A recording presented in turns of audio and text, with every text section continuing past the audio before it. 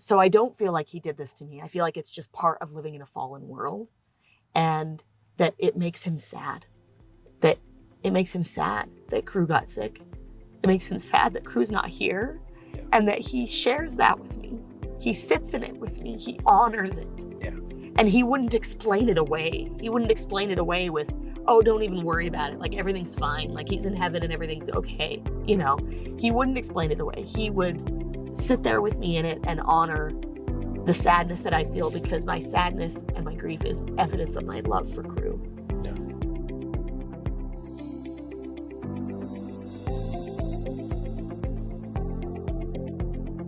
Hey guys, this is Give Us It podcast. We are out here on the course, and thank you, Marcy.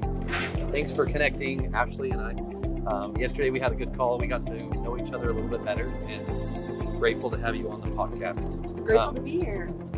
Yeah, and there's so much I want to dive into, but let's run back to what was it like growing up? Like, where did you grow up? Yeah, What was that like? So I am from Canada, which is, fun for people to learn. They assume that I'm going to have a crazy Canadian accent or something, which I don't. When I go home, I do slide back into it sometimes. But born in southern Alberta, and youngest of 7 kids. When I was 4, my family moved to Saskatchewan, so that's where I mostly grew up, was Saskatchewan, and had just a very idyllic childhood. Loved having a big family, loved having older friends all the time who had their friends over, who thought I was a cute, fun little kid and gave me attention, which was awesome. Yeah, both my parents grew up on farms.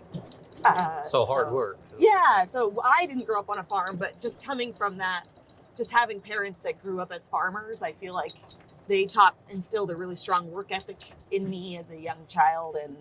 And my dad worked for the Canadian government. He was a soil scientist and had the chance to go to an overseas project in India. When I was 7, turned 8, I got to live there for a year and a half, which was eye-opening and an amazing adventure for an 8-year-old. And was an amazing experience for me. So then came back to Saskatchewan and grew up there, involved in all kinds of different things, a master of nothing, but involved in lots of different sports and activities. And I was my student body president. I was really heavily involved in student government in high school, was kind of the way I found my people to get involved. And then moved out here. Saskatchewan, and it wasn't Alberta, maybe? Yes, Okay. Yeah. And then, so Alberta to India to Saskatchewan. Yeah, that was... Not to mention the Mormon culture. That's right. Oh, yes. Maybe all 3 areas. I didn't mention that. Yeah, but grew up LDS, loved everything about, always felt very accepted at church, even when I had hard times in like junior high, as I think we probably all do. Yeah. Always felt very accepted and loved there. And, but yeah, had the chance to be around lots of different cultures. And I would say Saskatchewan is not, I mean, if you're talking about diversity in Canada, Saskatchewan's not where you go to get it. But it still was just just different, very, very different than Utah for sure. But I love it here. If we tie into this with the Ronald McDonald House and everything else, but let's say someone has a young child today that's going through maybe transition change of like area or culture or lifestyle. Say maybe they're moving in from out of the country into the United States. Like, what would you tell someone now as a parent but going through that as a child? What would you tell a parent to help them? I mean, my family was everything to me. I think it really strengthened our family living overseas, because we really just had each other. We were doing everything together. And so I would say, first of all, making sure that you're spending the time like we're doing today, out in nature together as a family, doing things that really build your family bonds, so that you just feel like you have a really strong unit, that your child can always come home. Home is always going to be a safe place where they know that they're loved and supported. And then also finding a community group Whether it's church, whether it's, I mean, I have a friend who's an avid hockey fan who says like hockey family is family, so whatever it is. We bleed together. Yes, that's right. There was actually a family here that other fans like competing different hockey team. They weren't Mammoth fans, but they bonded together to support this family that was staying at Ronald McDonald House. That's cool. Because they would say hockey family is family, So yeah. I just would say finding some form of community where you can be seen and can feel supported is really essential. And I mean, not that we have to talk about it, but we can. Just thinking about the culture of, let's call it Christianity, like whatever belief you have, doesn't matter if it's Mormon or Christian or Catholic or Lutheran, whatever, right? But, yeah. Being in a rural area and then going from there, we really didn't talk about if we jumped through high school into college, moving to Utah from there. Say a family has to move because parents have to change maybe they have a new opportunity to go make some money in a different state. What's that transition look like? Yeah, I mean, for me, it was because Southern Alberta is kind of like Little Provo, where it's very, very LDS heavy. And then we moved to Saskatchewan, which is absolutely not. And it's prairie. It's prairie. Yeah, it's very rural. It's 1.5 times the size of Texas. And people are spread out and do not know what the LDS church is. And so that was very different. But I would say that finding people that, because I would align, even if they weren't LDS, just friends that had similar values to me was really essential to my, I would say, survivalship, like in high school. Yeah. And I felt really supported by them. So I feel like not that AI has changed the world, but it's changing the world at such a rapid pace that sometimes we think our children are stuck in this virtual world, right? But I think community and you got to get out. Yeah, you got to get out. You got to be involved in whatever it is, like touch grass. Depends on what kind of grass. Yeah, that's true. Sorry. But I think it's essential, especially in this world where kids are getting sucked into their phones. I don't know if you've had a chance to read The Anxious Generation. Is it a book? It's a book, and I should remember the author's name. I don't, John something. But my daughter was telling me when I was reading it, she's like, "Oh yeah, that book is everywhere. Like that's on all my teachers' desks. It's on my therapist's desk, because it's all about what is causing anxiety in kids, and phone-based childhoods are doing that. So it just helps you navigate this world as a parent of what kind of controls and limits are healthy and good for kids, and really I think it's just essential to have extracurricular outdoor things, places where you're seeing people's eyeballs, so that you can feel like a true sense of community, because that's the thing about phones is that they trick you into thinking that you have community, but you don't really, and even it's not true. You can get sucked into it. Not the doom scrolling, but for sure, right? But and the comparison, the comparison. You see probably the best of the best all the time. You never see the lowest of the low. That's right. Very few people are vulnerable or willing to actually share some of those times, right? Oh, that's so true. Yeah. So anyway, I'm not an expert on that, but that's okay. But neither am I. But I know we that both have kids. So. Yes, any parent needs to read that book, I think, because that helps them kind of navigate and understand just how to move through this world, because it's a part of it. We can't just hide from it, Yeah. Anyway. And I remember, I think, that your mom was from Idaho? Yes, she grew up on a dairy farm in Idaho. I'm surprised you remember that. Yes, and so that's partly why. So I have dual citizenship, and so it was really easy for me to move to the States. I came to BYU for school and married an American and stayed, which is what happened to a lot of my siblings. I still have one sibling in Canada. She lives in Calgary. She married her high school sweetheart. Really? But the rest of us came here and defected. And you were one of 7. Yes. Yeah. And the baby. The baby. I know. I'll always be the baby. When you're the youngest, that's just. My siblings still tease me about things that I said as like a 7 and 8-year-old. Like they still have like sound bites and quotes of me that and like, come on, man, I was only 7 or 8 years old. But it's fine. It's fun. There's a lot of perks from being the baby, so I guess give the teasing, I can handle it. And let's say it's a 2-year span. That's 14 years, right? In a way, maybe. Yes, my oldest. I was actually born on my oldest sister's birthday, on her 13th birthday. Wow. So it's a little less than 2 years. And I'm going to jump forward slightly, but we're going to jump back to it. But you also have children that are spanned 3. Yes. I mean. So I've got 5 kids. Yeah. My oldest is 18, and the youngest is 3. So, 18-year-old, 18, 16, 14. And then I have a son who would be 12 that passed away. And then that just catapulted us into an older stage of parenting, which was very odd and just added a dimension to our grief after we lost him. Yeah. And so we started talking about having another one, and now she's here. And Meg is here. Meg is here.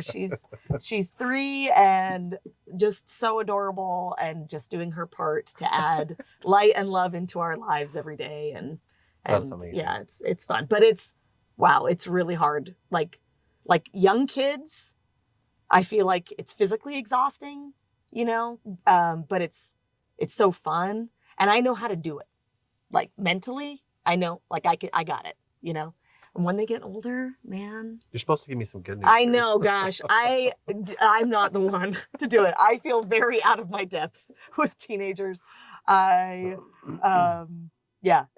so having a span of kids where you've still got some littles and you've got some that are dealing with the close to adult challenges that's been challenging for me, but fun too, And if I remember right, you also did some sports in college or a little bit of high school. Yes, in high school I did track. Yes, I did track in high school. I was a sprinter and long jumper. I loved, I still love to run. What I love about running is it's a lifelong sport and nobody can tell you you're not good enough to do it. You could do it. Those lifelong sports I think it's important for your kids to have at least one, like mountain biking or running or golfing is one that nobody's going to tell you. You don't get cut from the golfing team, because trust me, I would here today. But I'm not. I'm here doing it. Yeah. Anyway, I love to run. And so that's, what I was involved in high school was track and then student government. Yeah. And Provo, if you don't know Provo, Utah, it's pretty focused Mormon heavy, right? Yes. Which is great and also different for people that may have grown up here not in the faith, right? Right. But, is that what brought you to Provo? That's what brought me here. Most of my siblings went to BYU. I kind of always knew. My parents both went to BYU, and I knew that was that was my plan. Was I wanted to graduate and go to BYU. I kind of always knew I was going to do that, and I loved it. It was very fun. It's really fun when you've been the weirdo that doesn't drink and doesn't do drugs in high school, to come to a place where there's a bunch of 20-year-olds that also don't and know how to have a good time without it. That was really fun for me. A weirdo? Come on, you're not a weirdo. That's funny. I know. Oh my gosh, though, in Saskatchewan, that's all kids did in high school was we just found, especially because it's winter 8 months out of the year, okay? So there's nothing to do. It's not here where you have so many outdoor activities. Growing up, it was minus 40, and we were finding the kids were finding somebody's house to drink at. That was all anybody did in high school. So I was definitely, the odd one out. And coming here, was there family? Did your family move here? Yes, I've been lucky with because I'm the youngest of 7, and because lots of my siblings came out here, I've always had a sibling to kind of look out for me. When I very first moved out from home, I moved to Oceanside, California, which is where I met my husband. But we didn't date. We went on a couple dates at the time, but he's 5 years older than me, and I was 18 right out of high school. So I was like, you're great, and let's catch up later. But so you guys didn't meet at BYU? No, yeah, we met in California. I worked at a stained glass window shop for the summer. Oh wow. Lived right on the beach in Oceanside, like coming from Saskatchewan to get to move and live right on the beach. But it was because I had an older sister that lived out there that was working there. She got me a job for the summer. I lived with her for the summer. It was awesome. And that's where I met my husband. And then we both ended up coming to Utah, and that's where we started dating then. Because turns out someone that's 5 years older than you is actually way more fun to hang out with than freshmen boys. so I looked around at the freshman scene for a while and then was like, Aaron's way more fun to hang out with. So then we started dating then. Yeah. That's awesome. But I've always had siblings close by. And that's one of the things that I know I'm so lucky, because I always had like a little help every time I needed to adult or like do harder things. My siblings are my best friends. So I've always had somebody around to support me and help me kind of navigate life. That's awesome. And so run us through BYU and then going through there to maybe first child. Yes. So I was a musical theater major when I started, which is fun to ask people like what they originally thought they were going to major in.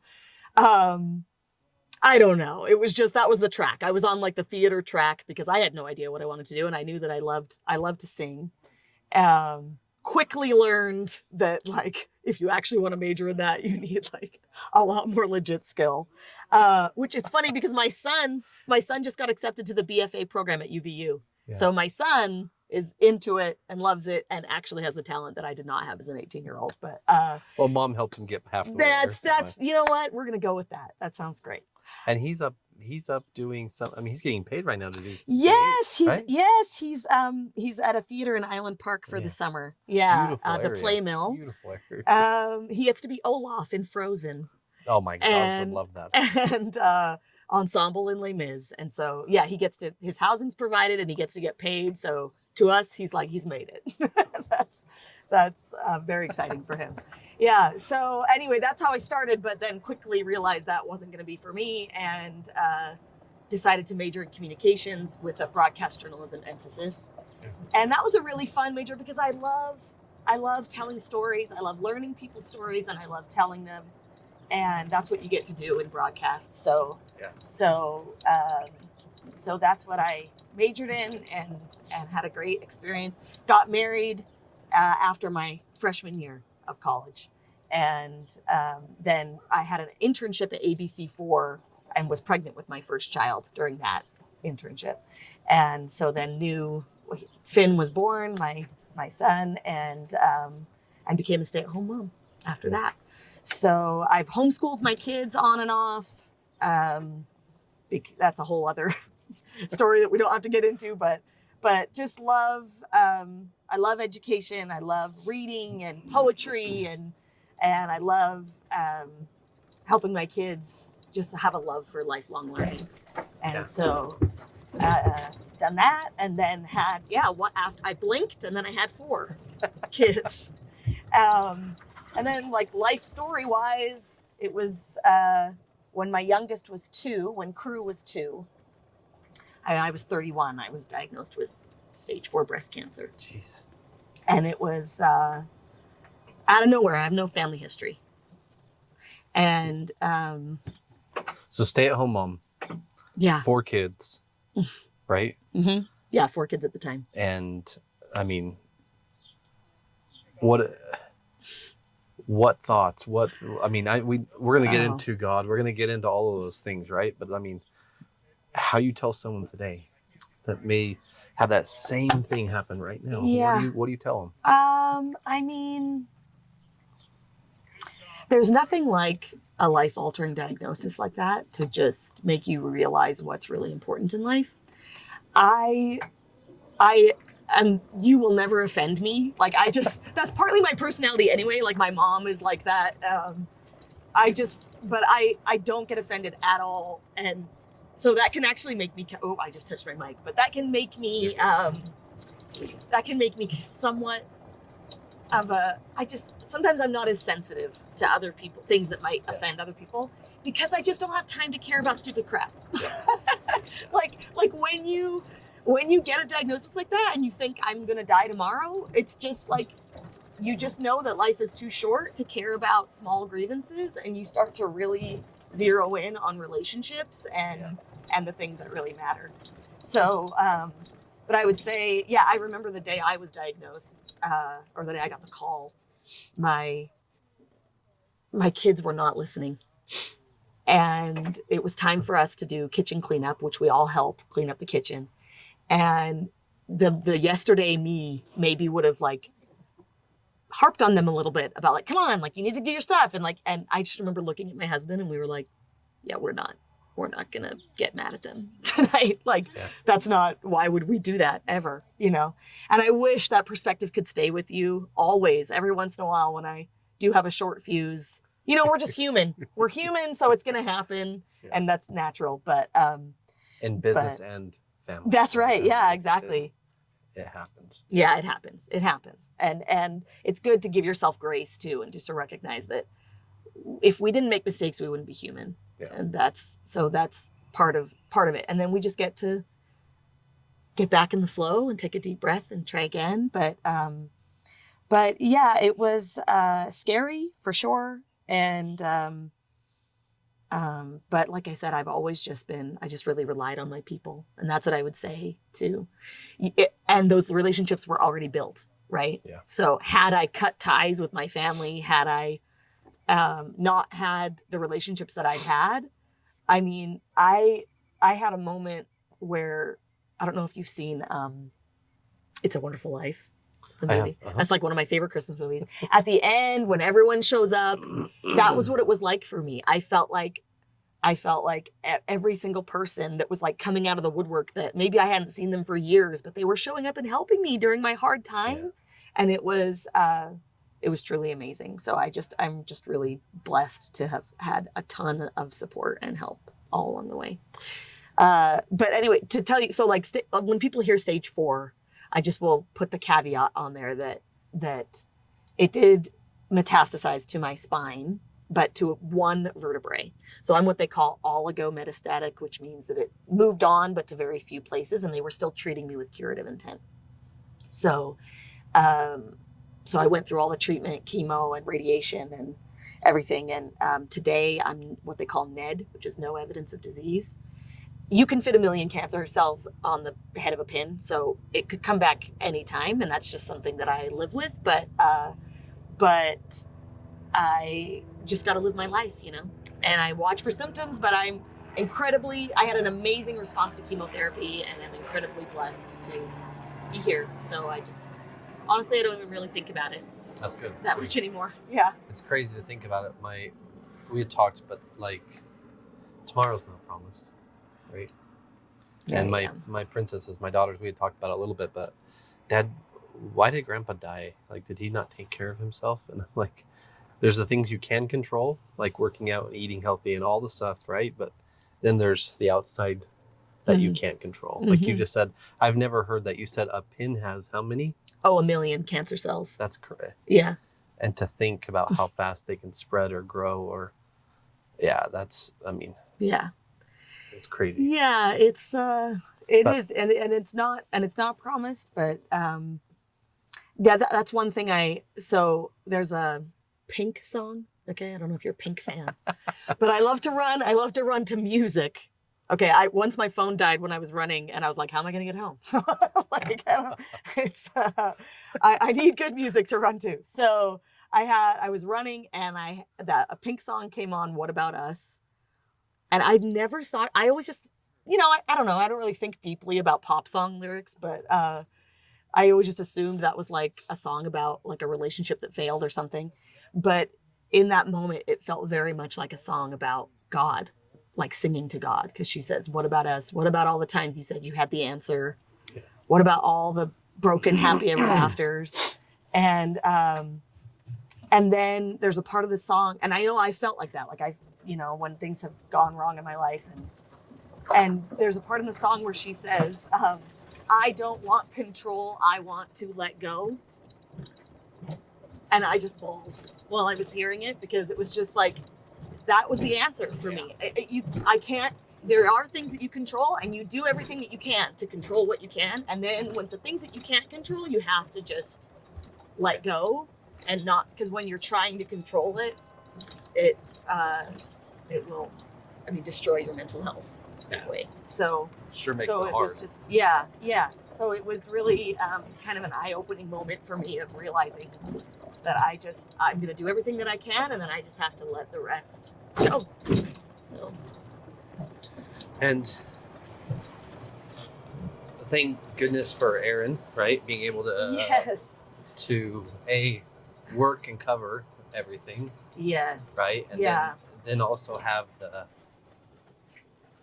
the ability to the resolve, like the Yeah. determination. There's a lot of it often happens with caregivers, and I don't know if you experienced this with your dad, but that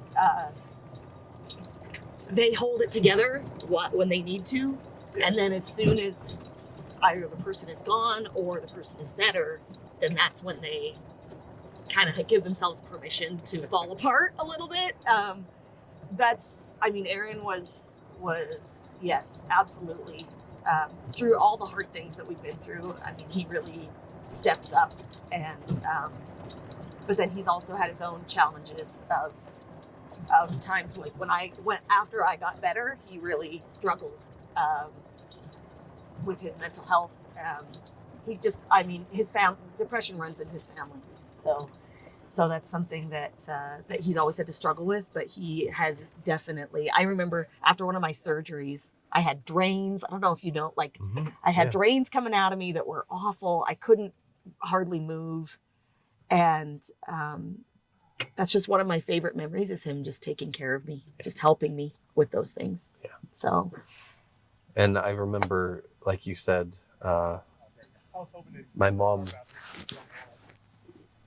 watching my mom take care of my dad, right? And then I didn't miss any treatments. I always went to all the treatments, but the point in which he fell, hit his head, and the brain radiation had done enough to his brain to cause him, once he hit his head, he couldn't talk. And it was like 5 days later he passed. But I remember my mom grabbing my arm and just saying, "You need to go tell him to let go." So then I had to, in that moment, step up, right? Step up and be that thing. I'm like, man. Oh, that's so hard. But then coming off of it, I didn't want to also show my goddess, my wife, how hard. I love that you call her that. Well, she is that. That is the best. She is that. I need to meet her. She is amazing. And it got to a point where I didn't show her the emotion because I didn't want to show how hard it was or how. And she said, if you don't open up and talk to me, I'm going to take our girls and go back to Boise. And I mean, at times it takes that hard person to tell you like what really matters in the moment. That's right? Yeah, that's so true. So yeah.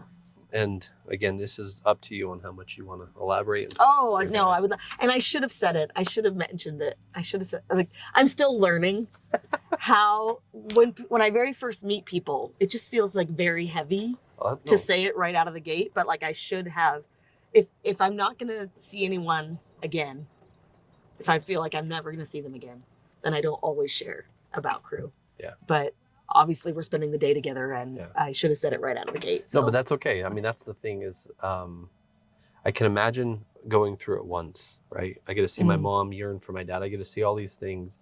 And then Aaron and you were hit with a second blow. Yeah. So I was diagnosed in 2016, and my treatment was about a year. Because I also didn't mention this. My body just likes to make cancer. Okay. So I also had, we found thyroid cancer and melanoma that I also treated and during this time. But so it took a while to get all the treatment done. After about a year and a half, I was declared no evidence of disease. 2018 was amazing. It was so great. I don't even remember it really. Just like nothing bad happened. It was awesome. We were able to bond and heal as a family and just be grateful that I was here. And then in 2019, in the fall, my youngest, my little boy Crew, who was 5 at the time, had just started kindergarten.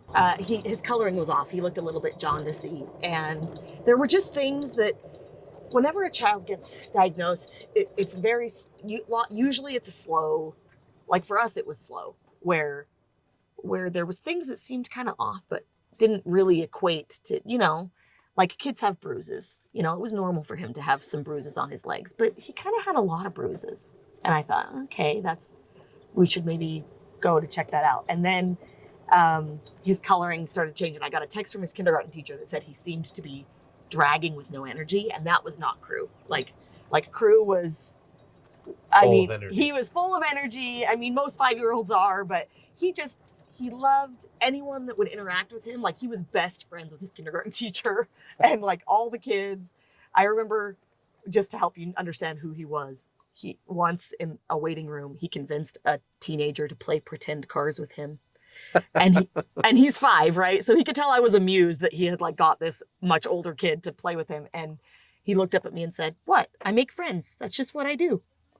And I was like, "You're right. Yes, that is what you do. You're the best."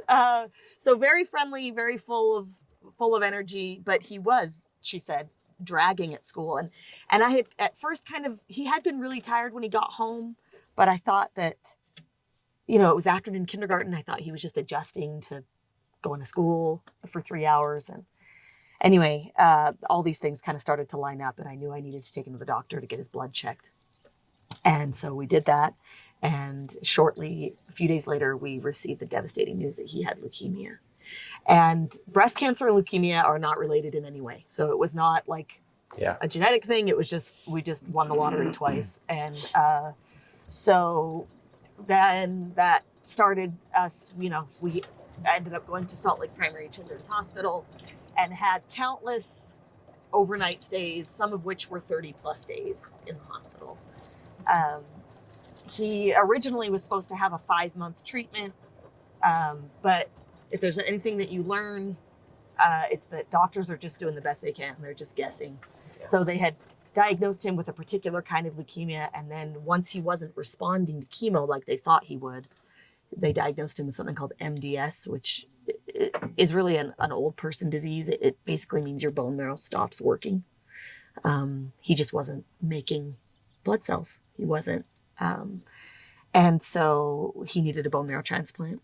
And that whole process is awful. You have to go through pretty intense chemotherapy to completely strip your bone marrow of anything so that it will accept the new cells. Yeah. And so not to mention painful. Yeah, very, very painful. And oh my gosh, I have this amazing memory of like the nurses that cared for Crew are like celebrities to me now. I just like, if I see them in the real world, I'm like, and I go and I just want to give them a hug and like, you knew my kid. And I just, you took care of him. And there's one nurse, one memory that I have. Crew loved Thomas. He loved Thomas the Tank Engine. You would ask him his favorite movie or show or song, and he would say, "The answer will always be Thomas." And Thomas is like pretty boring. Like it just gives you an insight into, he just loved innocent things. He just loved, anyway. So the nurses knew he loved Thomas, and one night they were trying to get him to take his medicine. And Crew, you kind of had to convince, you could convince him. You just had to talk to him and like help him understand why he needed to do something, and then he would do it. So they were kind of convincing him that he had to take this medicine, and the nurse told him that she would count. He said, "You need to count to 3 in between every dose. Like, just give me 3 seconds, And so she was counting 1, 2, 3, and he said, "Oh, that was too fast. Like, don't count that fast." So she said, "Okay, 1, chew, chew, chew, 2, chew, chew, chew, 3." And she put these like, because she knew he loved trains. And so just the personal touch that they gave whenever they cared for him was amazing. And anyway, he needed his bone marrow transplant inevitably failed. And even then I was still in denial about where things were headed. I was in survival mode, Oh, yeah. Like, it's time to move on to the next thing. Okay, what's the next plan? What do we do now? So we were in the process of lining him up for a second one when he got an infection and ended up in the ICU at Primary Children's, had to be intubated because his lungs were infected. And so he couldn't talk, which was so hard because his little voice was the cutest.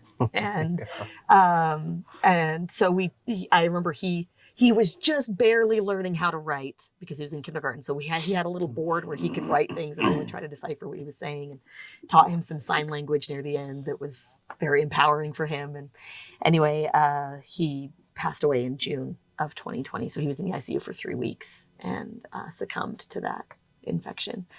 And I mean, so that was 2020. So his treatment extended into 2020. So we had all the supports at the hospital, the Ronald McDonald Family Room, the art therapy and music therapy, and the primary children's is just so amazing with all the different supports that they have. Yes, it's a class above any other children's, any other kind of healthcare.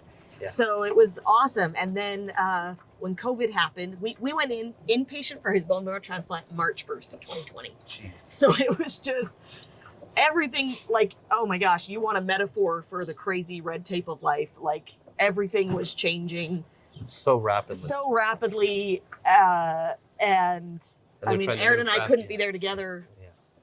And which was devastating. That was one of the questions I was going to ask, because I mean, you still have 3 other kids, right? Yeah. Your husband's working full time. Yeah. And how, like... Yeah, so it was a blessing, actually, that he got furloughed during COVID, which it was bad because, we wouldn't want him to not have a job. But I think his company knew that was, because he was still getting a paycheck for that, right? And knew that was actually a blessing for us to have him do that, because he didn't have to be, he could be home with the kids, which was, his company was really amazing to us during my sickness and Cruz. So he was able to help, but then my parents lived with us. My parents came and lived with us for a time.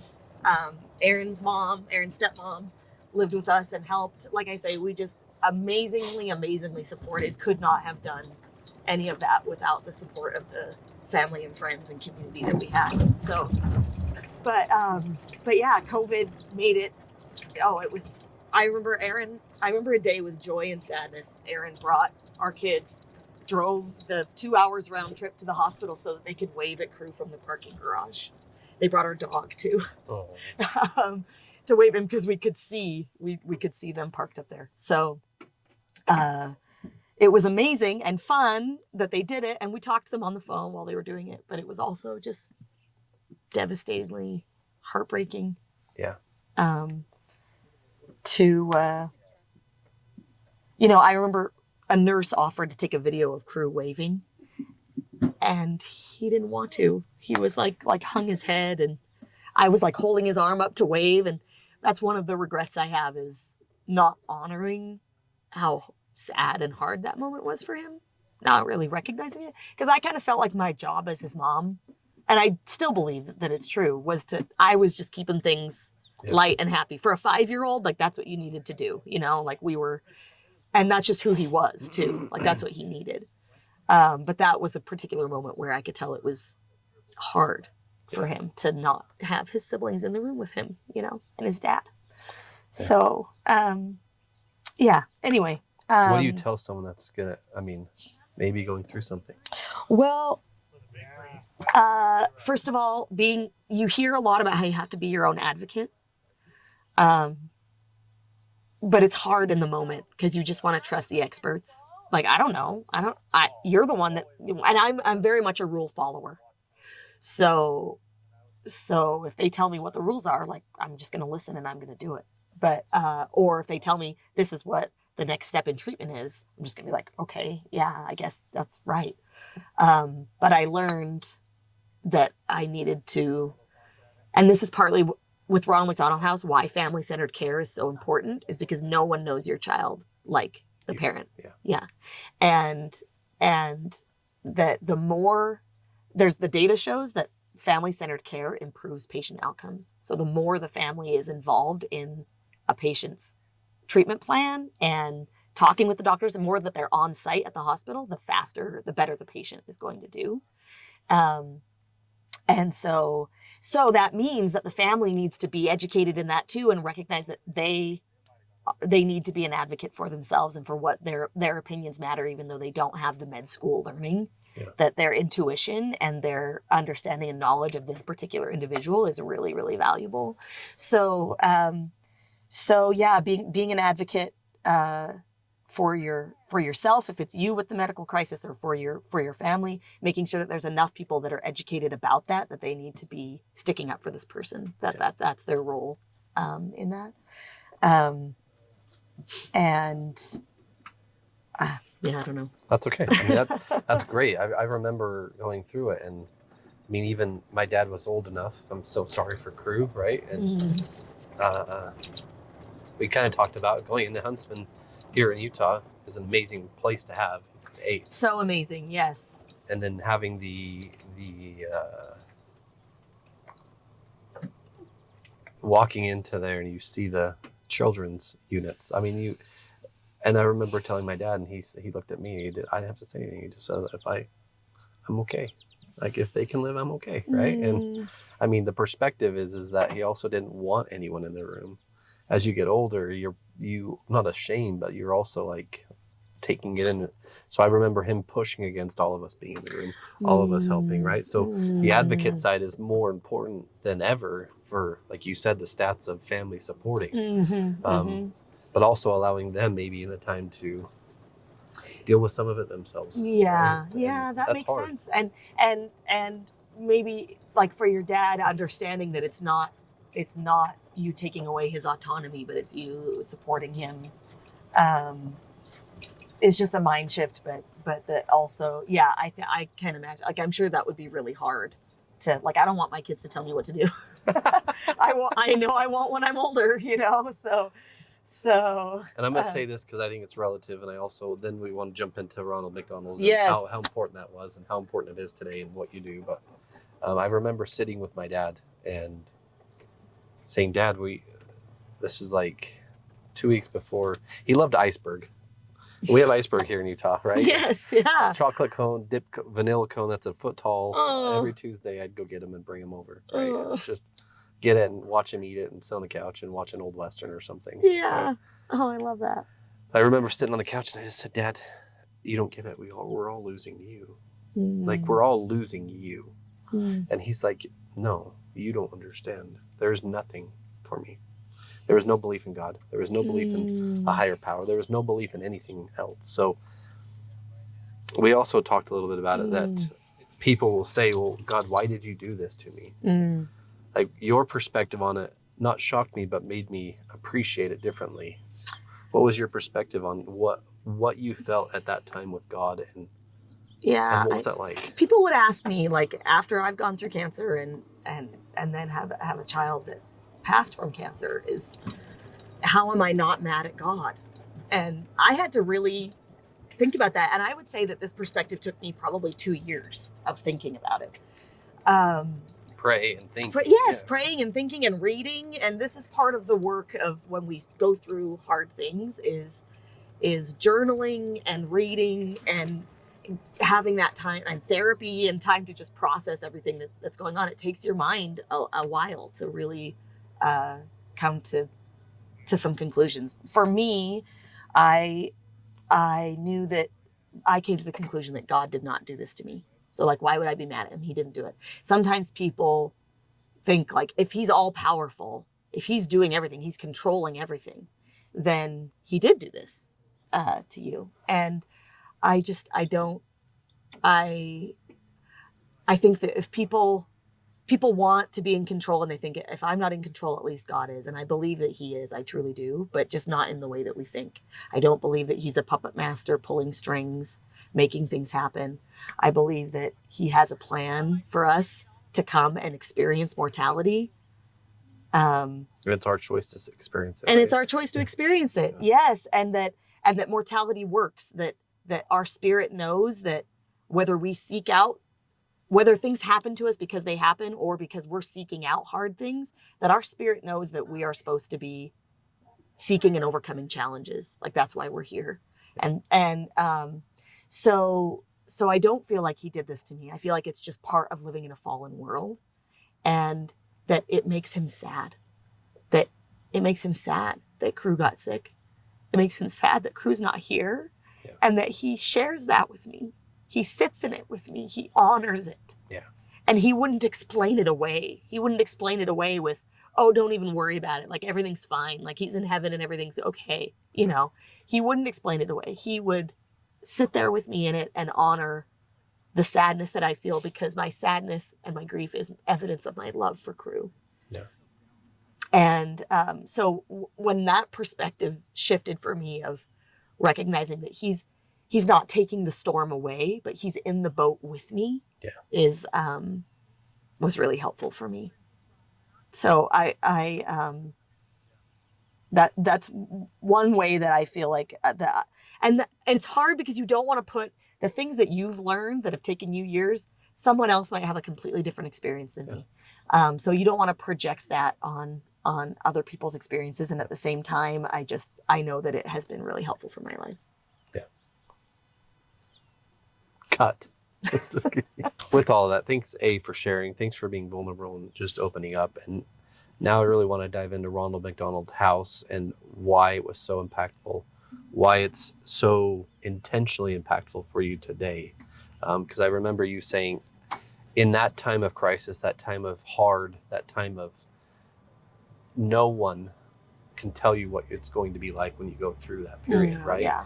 You're going through it alone. Maybe you have family, but you also have to experience all those emotions. You had told me that the thing that got you about Ronald McDonald House, on top of having the room and having all the support and having a period of 30 days being in the hospital and the amazing room, being able to let out your own emotions and cry and do, but acts of kindness gave you oxygen to breathe. Yes.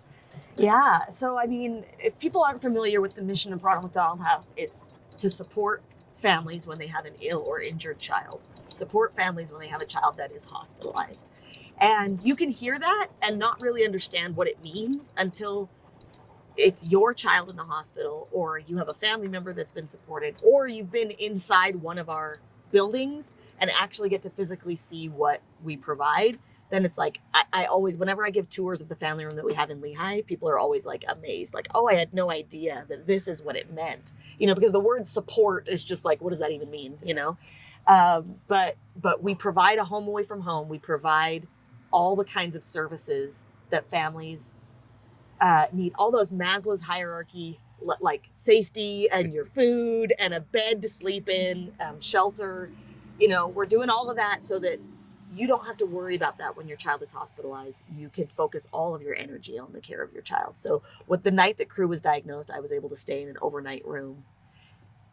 So they have a Ronald McDonald family room inside Salt Lake Primary Children's. There's actually 3 family rooms now in that hospital, because it's a really big hospital. But even still, it's a 266 bed hospital. So if you got one of those overnight rooms, they only had 4 at the time. It felt like I won the lottery. And I got to have a beautiful shower, a really nice shower, and sleep in a real bed and close a door. And it just felt like a 5-star hotel, a short walk away from where his hospital room was. Crew was taken care of. He's right there, yes. And we always wanted one of us to be, there was always somebody in the room with Crew. But Aaron could be in there with him, and we would take turns. Like, I would go and he let me go. Because during COVID, you could only have one person in the room. Even then, right. If sometimes you couldn't, right? Right, yeah. So during COVID, I didn't use the family rooms during that time. I was always in the room with Crew. But what I did use was they have community provided meals in the family room. Volunteers come in and provide lunch and dinner to these families that are eating fast food or vending machines or nothing at all every day. That was me. I was eating, you know, I had an amazing, loving family that gave me like DoorDash gift cards and things like that. But there's just, you know, there's only so much fast food or hospital food that a person can eat. And there's so much out of your control in the hospital. For me to know that I could go to the family room and that there was going to be a warm home cooked dinner there for me, that was the few minutes. So I would have a nurse sit with Crew while I went and got dinner. And it meant more than I can express. So that's what opened my eyes to what Ronald McDonald House does. And the things I wanted to highlight was, earlier we talked about, you know, you had to be strong in the moment for him. Like, you had to be there strong. And that a room, what Ronald McDonald provided in Salt Lake's hospital, Primary Children's, which we've been there a few times with our children. It allowed you that space to just wake up in the middle and Yes, cry, that's right. right? So yeah, that night that I slept in the overnight room, Not on just a pull out. not on not on a Makeshift. little couch, Yeah. but on like in a real queen size bed with real bedding, not like the really thin hospital blanket, you know. Um, I I was exhausted. I had a headache all day, and I remember after my shower, I just like slumped into bed and was just so grateful for a comfortable bed, and woke up in the middle of the night. The nightmares of the day's events had woke me, and I just sobbed in the darkness, and was able to cry loudly on my own, because if you're only in your child's hospital room, like I wasn't going to do that in his hospital room, Yeah. right? And where am I going to go? The bathroom or my car? To be able to have a dignified, comfortable space to be able to really let my grief out was really a blessing.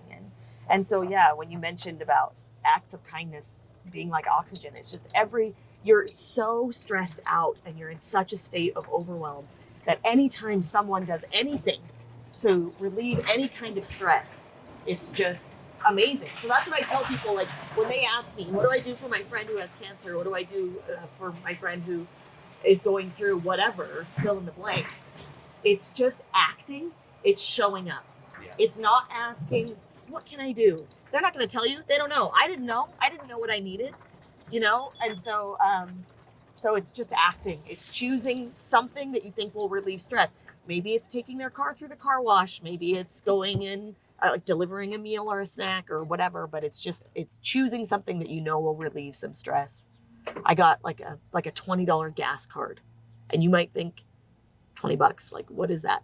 But just knowing that I could put that gas card, I wasn't using my own money to get gas that day, you know, was like, it relieved some stress for me, and was amazingly helpful. So that's that's part of what Ronald McDonald House does for families. Is it just, and what I love about it too is it's not just a room, it's not just a space, it's actively hosted. So there's people there welcoming you with loving arms, walking you to the fridge, showing you where the leftovers are, showing you where the laundry room is, and helping you understand how to use it. And, you know, like an actively hosted space that's full of compassionate care really just means the world. Especially during one of those times, that time specific, like it's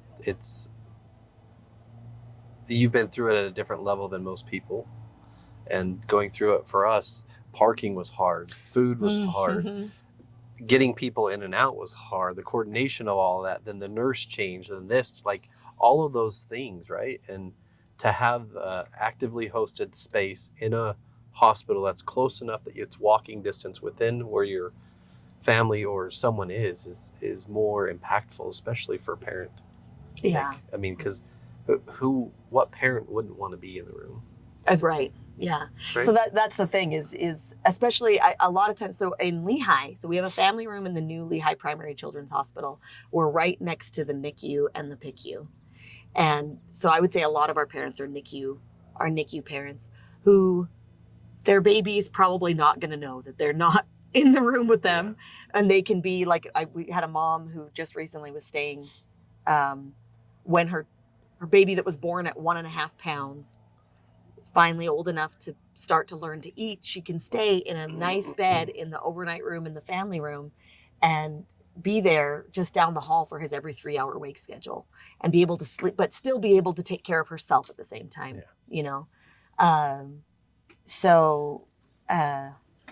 It's just so impactful and helpful for these families while they're going through it. And I think that it's I mean, you as a business owner, we get a lot of people reach out, hey, donate to this, donate to that, go do this thing.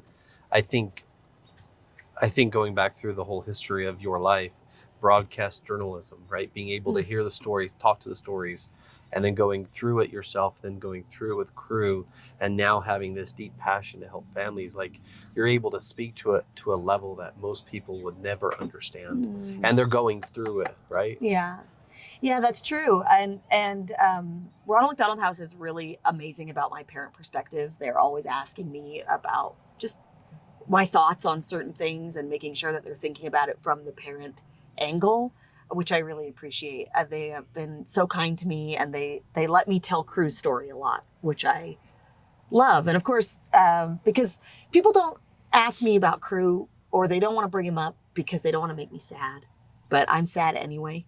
So really, it's a gift. It's a gift to me to be able to share about him. I would say, to like, if you know anyone that has lost a child, ask them about their child. Ask them to tell stories about their child.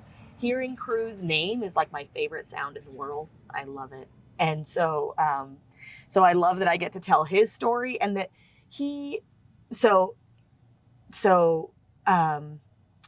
near the end of his life, after my husband was done hooking up one of Crew's IV meds, Crew looked at him and said, "You know, Dad, when we're together, it feels like love." And we couldn't even, like, Aaron came and told me right away, and Crew was close behind him and said, "Did Dad tell you what I said?" And I said, "Yes, buddy, he did. And I'm so glad that you feel that. I'm so glad that you feel loved." And it was just such a gift to us that he, as a 5-year-old, could recognize what he was feeling and also articulate it. And I use that quote all the time in my work, because that exhibits the mission of Ronald McDonald House. This is what we're trying to do, is keep families together, because when families are together, they feel supported and they can easily share their love for each other, which is going to help them to get through this crisis together. Yeah. So I do feel just, you're right. I never thought about, well, there have been times where I recognized, oh yeah, that must be my broadcasting background that helps me, like, yeah, just share his story or share the stories of the families. But you're absolutely right that that's part of what has drawn me to this work. I knew after Crew died, I mean, I cried every night for 2 years, and there's just nothing like losing a child. It's completely indescribable. But at some point I knew that I needed to do something to help kids like Crew and their families. And I thought about starting my own nonprofit. A lot of cancer moms do that. But then I remembered this nonprofit that I love. And I am from Orem, and so I knew that they were building that Lehigh Primary Children's Hospital. I thought I was probably going to work there. I knew I was going to work there. I think you told me God. I did. You knew. I said God. I said God told me I was going to work there, which is just, I had a very strong impression. You're going to work there. You are going to work at this hospital, which is funny because I had a degree in comms. Like I not, so then I started thinking, okay, am I going to be a nurse? Am I going to maybe go back to school to be a child life specialist or something? And I had been looking at Intermountain jobs, but then remembered this nonprofit that I love, that I thought, oh, I bet they're going to have a presence at that hospital. And that's what caused me to Google Ronald McDonald. Like, I didn't even know. I was in such a state of overwhelm at the time that I remember the sign Ronald McDonald Family Room. But I was one of those people that thought McDonald's, it was like a thing that McDonald's did was provided this room, like they have their name on the room. I didn't know that it was completely its own organization, and most people don't. So we are so grateful for our partnership with Intermountain. We couldn't survive without our partnership with McDonald's, because when you round up the cost of your meal to the nearest dollar, all that money stays local. And we couldn't survive without that. But we are our own entity, a completely different, autonomous, charitable organization that relies on the support of the community. 80% of our funding is just private and corporate donations. And so we rely 0% on government grants and just rely on the support of the community to help these families. So I Googled it and saw that they did have some positions there at the Lehigh Hospital and applied. And that's what led me to the job that I have today. And I'm just super grateful and honored to do the work. Yeah. And 3 questions as we finish. Alex is laughing at me. Because we're talking too long? No, because I always say 3 questions, then I go 13 or something. First question is what do you also tell a parent that's got other children at home and this whole thing going? Because they have to feel supported. They have to feel loved. Like, there's a disconnect in some ways with all the time spent to be like, what would you tell someone going through it? So I remember when I was sick, I was in bed a lot. I missed a lot of my kids' lives during that time. And when Crew got sick, that was one of my biggest fears was, please don't let me miss 2 years of my other kids' lives. I want to be there for them. I need to be there and support them. And so I had, there were certain things that I had to let go. So I was praying with that intention and had the thought of some things that I needed to cut out of my life at that time so that would enable me to be fully present with my other kids. And so I would give that advice of what are some things that you can let go that maybe would be important to you once you're through this crisis, but that you can let go right now so that you can be fully present. And so I did that, and then also just had that intentionality of making sure that I did have the time. And it's funny because it doesn't matter how present you are in a moment, you're still going to be sad when the moment's over. You know, when you're past that, you're still going to pine for the good old days. You're still going to pine for the time when your kids were younger. But it is helpful. It's just a little bit helpful if you can also think, I know that I was really present. I know I took advantage of those moments. I'm still sad that those moments are gone, but I know that I made time, like specifically, you know, like we had, like, keep your traditions going. Like we did a movie night with my kids every Saturday night. We made sure that we still did that. And when my husband and I would trade at the hospital, I came home and we did movie night with the kids, you know, and with like the popcorn and the treats and like tried to keep it the same. But even that said, I'll say, I mean, it's hard. It's really, really hard. And there's only so much you can do. So you also have to give yourself grace as a parent, understanding that, and letting other people step in to fill that void for you. You know, that you don't want to do it as a parent. You want to do it all. But I had to let like my mother-in-law and my sisters and people fill that gap for me. And then how do people get in touch, donate, help? Like how do people get a hold of you? Or yes. So it's Ronald McDonald House, or it's rmhslc.org. Also, you could just Google Ronald McDonald House, Utah. Just Google that and you'll get to our website. We actually are called Ronald McDonald House Mountain West. We're just going through a new rebranding. So that's the name of our chapter because it's a global organization. So if you just go to Ronald McDonald House, you might get to the global, which is also great. But if you want to give to Utah, if you want to support in Utah, it's Ronald McDonald House Mountain West. And just go to our website and you'll find all of the ways to contact me. My email address is ashleyparks@rmhslc.org. So email me if you want to find out how to get involved in our meal program. We have all kinds of ideas for kits that you can make off-site and donate. We have events, like we do our own golf tournament. We do a black tie event this fall in Sundance. So there's lots of different ways, monetarily, but also just giving of your time. Acts of kindness. Yes, Bring the acts oxygen. of kindness. That's right. Bring the oxygen to these families, and I would love to help people to understand all the different ways that you can do that. And what has Give Us It experience this podcast been like so far for you? Oh my gosh, it's been the best. I feel so lucky whenever I get to like share about the mission of Ronald McDonald House, whenever I get to share about Crew, and I got to do both of those things today. So thank you. You're welcome. You're welcome. Guys, this is Give Us It podcast. Reach out to Ashley Parks with Ronald McDonald House. Do your part to share if you can. Donate your time. Help bring oxygen to someone's family in need. Help them breathe better just by donating time or your service, or even monetarily. If you have extra money and you can give it, right? Yeah. Because there is a point everyone's family will go through something.